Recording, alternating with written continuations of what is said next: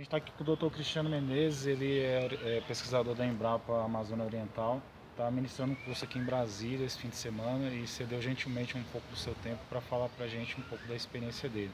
E, Dr. Cristiano, eu gostaria de saber sobre a sua experiência com reprodução massiva de enxames que o senhor vem fazendo ao longo desses anos aí. Bom, a gente está com um projeto de multiplicação de colônias no interior de São Paulo e também na região de Belém, né? O objetivo é aprimorar as técnicas, né, melhorar essas técnicas de criação para que a atividade se torne uma atividade economicamente interessante, né? Então a meliponicultura ainda está em desenvolvimento e tem algumas dificuldades de produção em escala comercial.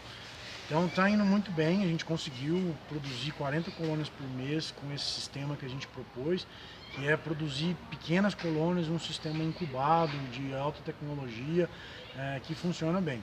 Agora a gente também tem, ao mesmo tempo, estudado as técnicas para atender pequenos produtores, né?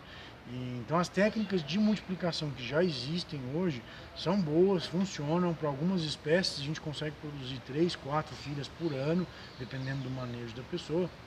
Então é possível para os pequenos criadores gradativamente assumirem essa possibilidade, né, de criar numa escala maior. E essa escala a gente ainda não conseguiu crescer do ponto de vista que a gente gostaria, tem desafios técnicos ainda para superar e vamos ter que pensar sempre nas questões ambientais também, né? Aproveitando esse gancho, é um assunto bastante polêmico. A gente sabe que as pessoas, alguns são contra, outros são tendenciosas a acharem que é uma arrogância até do Estado isso.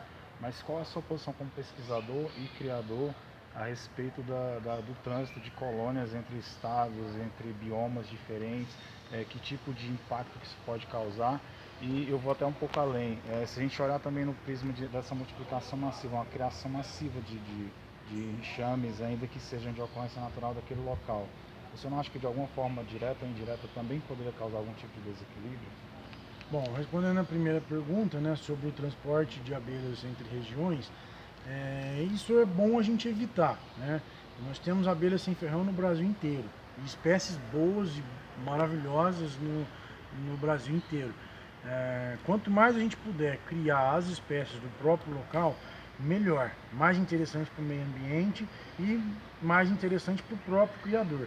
É bom lembrar que os grandes criadores de abelhas sem ferrão no Brasil, que tem mais de 500 colônias, alguns têm 1.000, 1.500 colônias, criam abelhas do próprio lugar, né? O seu Paulo Menezes em Mossoró com a jandaíra, né? O Joãozinho do Mel lá em Belterra com a canudo amarela, né? Então o Wilson Melo na Baixada, no interior do Maranhão, né? Em Barra do Corda com a abelha tubi. Então os criadores que conseguiram atingir escala comercial criam as abelhas do próprio lugar. Então você tem vantagens porque a abelha está adaptada àquele ambiente, né? Quando você leva ela para outro ambiente, ela muitas vezes tem dificuldade de sobreviver e de se estabelecer ali, né? Então isso é uma coisa que tem que ser levada em consideração. E do ponto de vista ambiental, eu não tenho dúvida que vamos ter problemas com doenças, com espécies invasoras, se a gente continuar levando abelhas para cima e para baixo, como tem sido feito nos últimos anos, né? Os criadores estão levando para cima e para baixo várias espécies e nós não sabemos quais são esses impactos. E depois que a abelha já se estabeleceu em determinado lugar, é muito difícil de tirar ela, como acontece com a abelha africana no Brasil, né? Então esse é um problema importante. A segunda pergunta sobre o impacto da criação em larga escala, mesmo que de uma abelha do próprio local, isso também precisa ser pensado. A criação de abelhas ela depende de um ambiente saudável, né? Então você não consegue criar 1.000 colônias num lugar pequeno, né? Você precisa de espalhar essa sua criação numa área um pouco maior. Então esses grandes criadores, eles têm pequenos meliponários espalhados em vários lugares.